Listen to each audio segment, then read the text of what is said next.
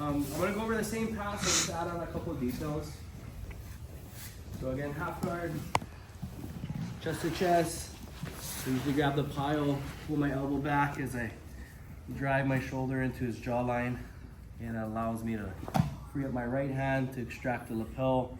And then this pass up right here, I go deep and my palm is down. Okay. From here, I'm still pulling my elbow back as I drive my shoulder. Okay, this is uncomfortable for the bottom player. Again, my bottom half, again, my legs are turned to the side, okay, where I turn my knee out like this, and my hips naturally want to turn also. Okay, so that's why I'm walking this way to avoid the butterfly hook. Okay, so if my knee is pointing towards the ceiling, that butterfly hook can come. Okay, so once we're here, I think the detail that I kind of missed was my head position. Okay, so if my head goes to the ground here, I have my head and my right hand plus my left foot. So my base of support from right to left is pretty strong. Okay, I'm not really worried about him grabbing my arm.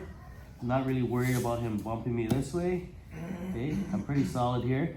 And because my head is underneath the arm, I can take my hand, okay, when I feel ready, and I'll just push his thigh.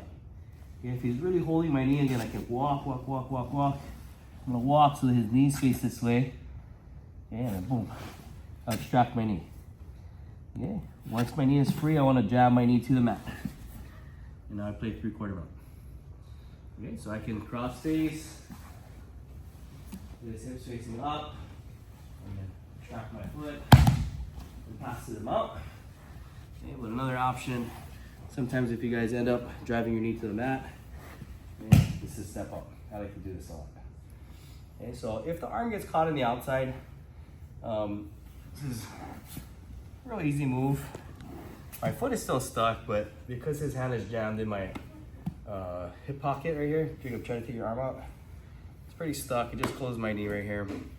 I'm a little worried about him bridging me off to this side, but again, I have a free hand if he does bridge me to that side. But again, I'll just slide back, put pressure so his arm bends.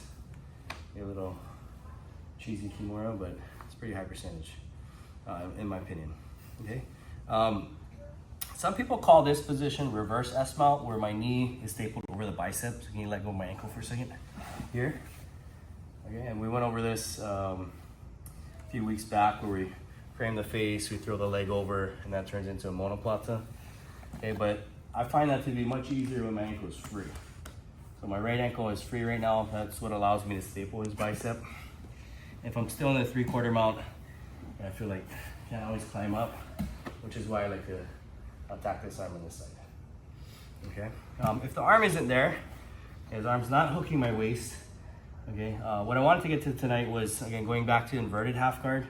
Okay. So if his elbow is in my way, sometimes I can push it out of the way and even attack like an arm triangle or start looking for his back. Okay. But sometimes it's just helpful to have other options when we can't extract their foot.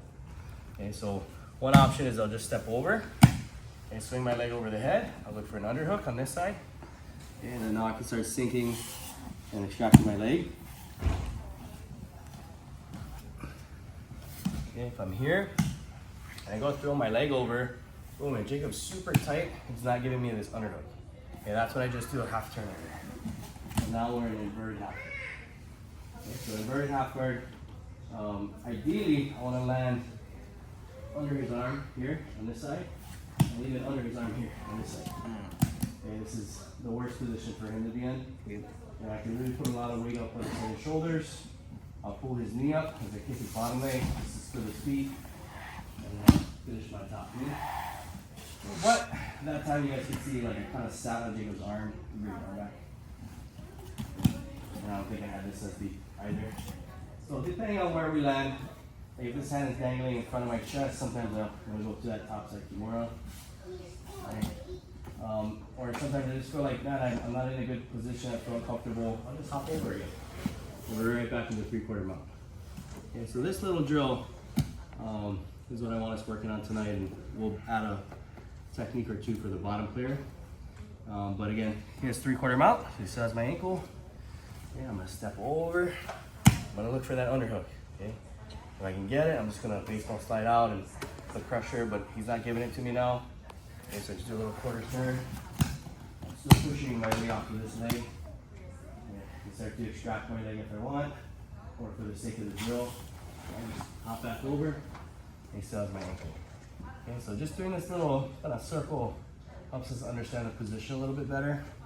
In jiu-jitsu, where a lot of people don't want to give up the pass, they're gonna have a death grip on that ankle to stop the 3 points, right? So I can't put my ankle out.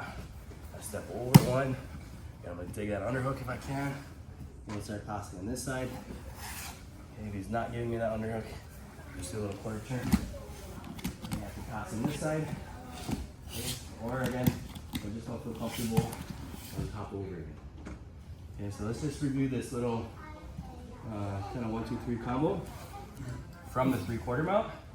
But again, how do we get to the 3/4 mount? Is back with our original pass, right? I have to free my knee first. And I definitely don't want to back step here, right? Take it fully my knee, knee on my back. Okay, so I'm only back stepping because my knee is free. Okay. Questions? Good. All right, let's try it out. On 3. 1, 2, 3.